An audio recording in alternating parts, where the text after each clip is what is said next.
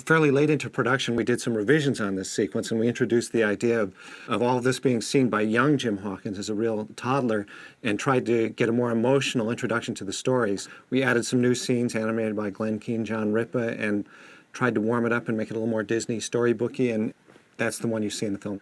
What you're about to see now is the original prologue of the movie.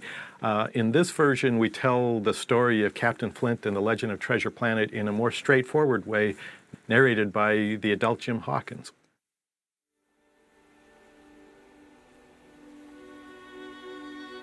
There are nights when the Ethereum is as calm and peaceful as a pond on the planet Pelsinor.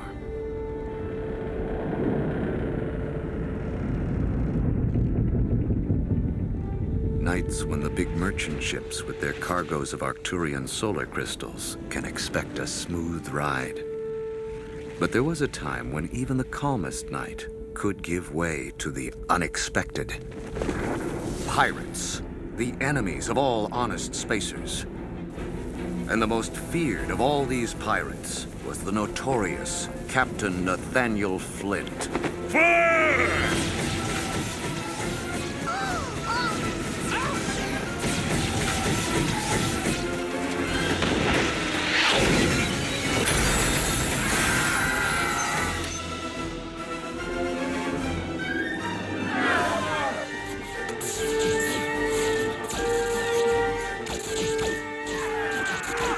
Flint and his band of renegades would mysteriously swoop in out of nowhere.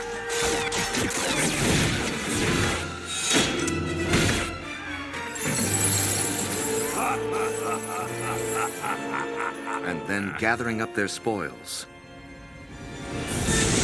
vanished without a trace. For 100 years, stories passed from spacer to spacer of Flint's secret trove, hidden somewhere at the farthest reaches of the galaxy. Stowed with riches beyond imagination, the loot of 1,000 worlds.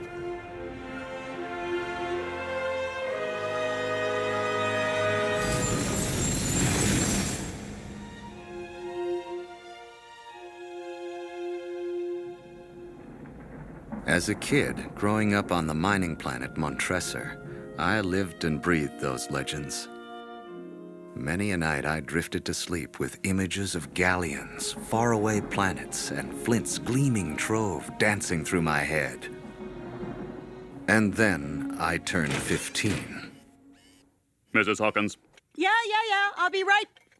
Jim! We explored a few different ways of ending the movie. It went on for a while. In a very early version, we actually showed Jim Hawkins as an adult, as a captain of his own ship, sort of sailing the galaxy. And for various reasons, we kind of went away from that, particularly when we dropped the adult Jim narration. In this one, you're going to see the Benbow, the burned-out Benbow, actually being rebuilt by Jim. You'll see a little carpentry in here and some sawing and hammering that you don't get to see in the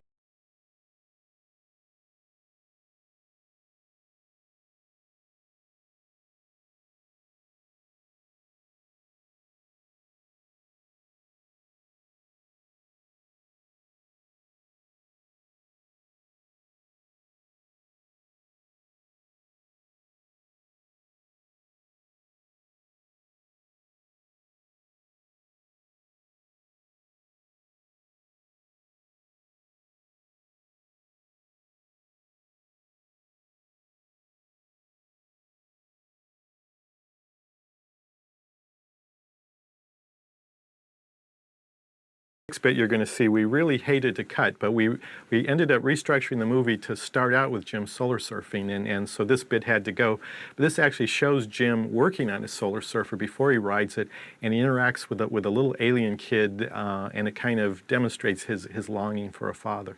Yeah, we were trying to sort of warm Jim up and show that he has his softer, more vulnerable side. And in a way, it was our little homage to Catcher in the Rye with Holden Caulfield, this kind of tough, brash teenager, but around little kids, he had this softer side that he wouldn't show to adults.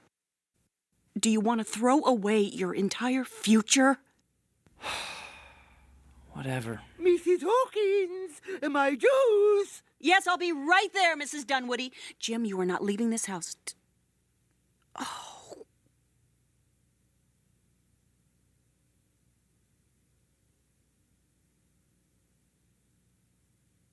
away my entire future. What future? Wow. Did you make that solar surfer? Mm-hmm.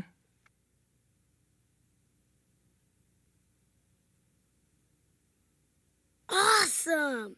I got a scooter, but it's busted. Oh, yeah? Well, let me take a look. Yeah, that's cool. But look, here's your problem. The cable's loose. Here, hang on. Okay. Just give me 2 seconds and I'll... We've got it. No problem.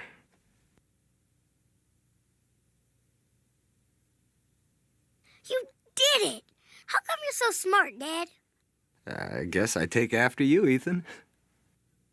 You want to see how fast I can go?